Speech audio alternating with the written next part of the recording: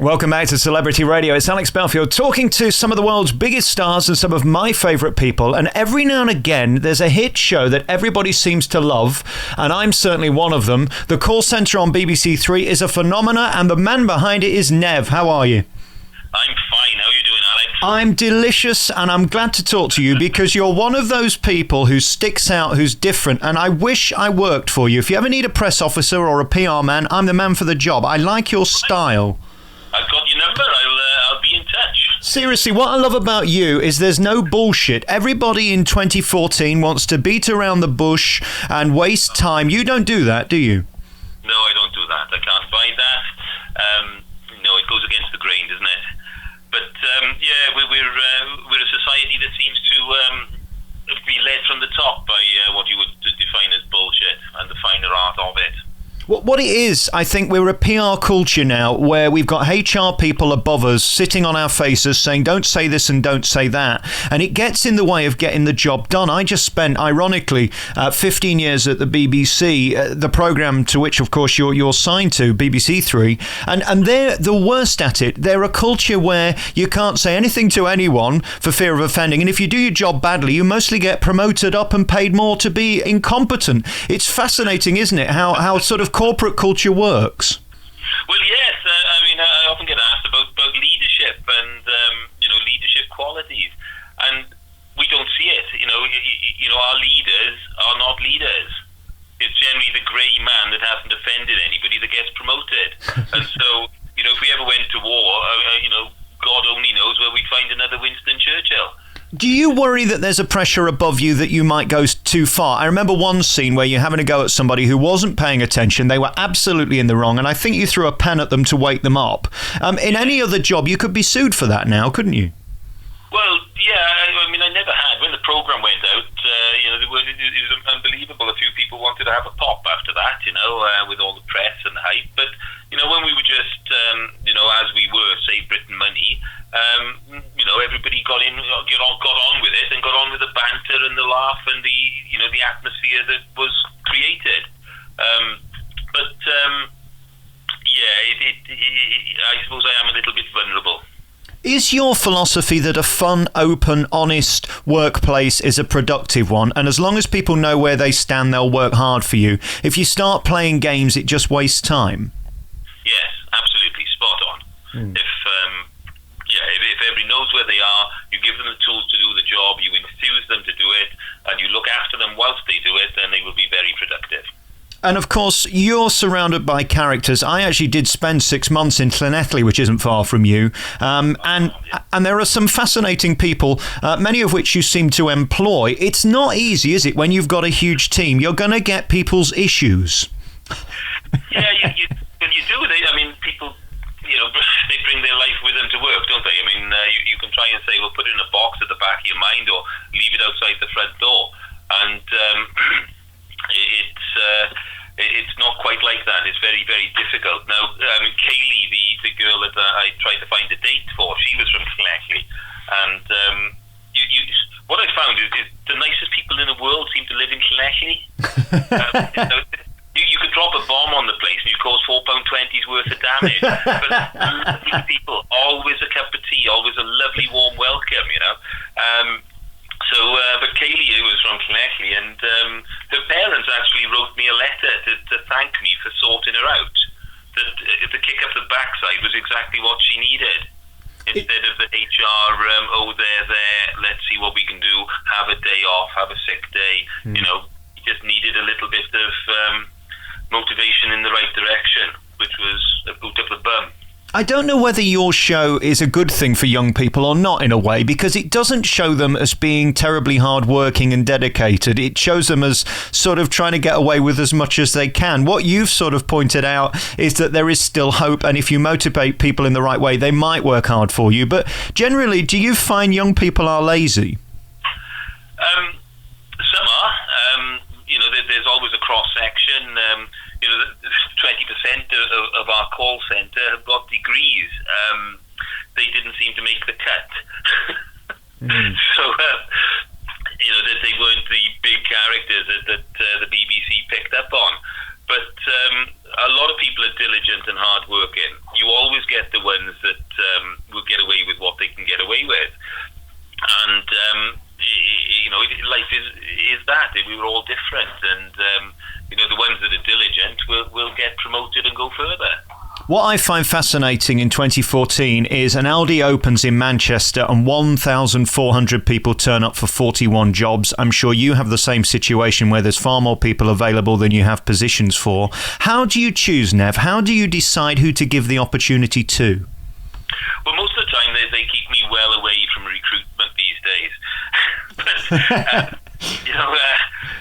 we have our methods. I mean, we've got we've tried all sorts of psychometric tests, and I keep telling people they don't work. If they're thick-skinned on the phones, then they will make it. If somebody is committed to it, if they really want to make something of themselves, even if they got no GCSEs or anything, then if their attitude is right, I can do something with them. So it doesn't matter if you're on the phone, if you've got a degree or not. It's pretty much a leveler in the call centre. So I look for a bit of chirpiness, a little bit of spark, a little bit of life in them. So that's what I look for anyway. And of course, you're now a big star. Everybody knows your face. You've been all over the papers for good and bad. We'll come to that in a minute. What is it like for you now, going from the manager of a call centre nobody had heard of to be one of the most interesting characters in British media? Well, I wouldn't use the word star. I mean, I'm probably one of the few Z-listers that are out there. But it means that when I go into Swansea, some people want photos with me. And I will always stop if somebody wants a photo with this ugly mug. They're welcome to one. It's been nice actually. A lot of people have said a lot of nice things. 95% of it has been really positive. You always get the idiots, but that comes with the territory. I'm a deeply unattractive man. The only reason I do this job is to get in the bedroom, to hopefully get a lady who's slightly punching above my weight. How's that work for you? I mean, is there female attention? If there is, the marketing department have kept it away from me. I mean, I've been in a relationship now for 3.5 years with somebody who is well above my station, well above my weight. Seeing as she's sitting opposite me, I mean, she is the finest lady you will ever meet. Isn't that unfortunate, though? I mean, you come into show business a year or two after you're in a relationship. It should have been the other way around. You could be having a field day now. It depends which way you look at it. I mean, sometimes you're better off out of it. Yeah, you probably are. And talking of being out of it, I noticed when you Google your name, people like the Daily Mail come after you very quickly. As soon as you become big, they want to shoot you down. How have you dealt with that? I mean, there is an invasion of privacy issue, but then on the same hand, you're putting a documentary out there on a weekly basis at BBC Three where you're making money, so I suppose they feel it's open season. Well, I mean, as far as making money out of the BBC, I mean, we got paid £4,000 for the first series. It's a documentary, and they don't pay for documentaries, so there's only expenses. And believe me, £4,000 didn't go anywhere near to paying expenses on what it cost us as a business. So, not getting richer out of doing the series. The Daily Mail, they absolutely disgust me. What they produced was totally untrue. I mean, the headline, criminal past, I went and got my solicitor said to go and get a CRB check because we will be going to court to them. So my CRB check comes back. I have no criminal record whatsoever. And what do they want to do about it? But to make a double-page spread on something that is absolutely a fallacy, it hurt Hannah, my partner, and her family. The second part of the headline said an affair with a girl half his age. Well, I mean, I've been divorced for 12 years. I've been single for 4, and we've been together for 3.5 years. So, I mean, how does that constitute an affair? But what they say is, it could be a love affair. An affair could be construed as love affair. Well, it's not, because in anybody's language, affair means sort of sordid extramarital affair. That's what that's the image that is conjured up after that headline. Did it make you question whether you wanted to do it anymore, whether it was worth the price you've got to pay privately? No, what he wanted me to do was strangle the reporter. But these days you can't get away with that sort of thing, you know. If you were employing him, would you have thrown more than a pen at him, maybe a punch or something? Well, if I met him in a dark alley, I mean, I'm a big bloke. I can pack a punch. There's a lot of weight going to go behind a punch if I hit him. So, but my day will come. Yeah. Very finally, about your behaviour within this programme, are there people around you now from your company saying, don't do that on screen in front of the camera, don't do this, or are the BBC advising you on anything, or are you still being Nev? No, I'm still Nev. We do get to see the programmes before they go out, so it isn't just myself that watches the programmes, it's my solicitor as well.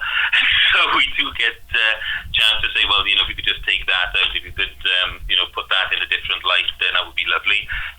Most of the time, the BBC are pretty good. Right. There's only one or two little slips, but no, I mean, really, what you see is what you get. Mm.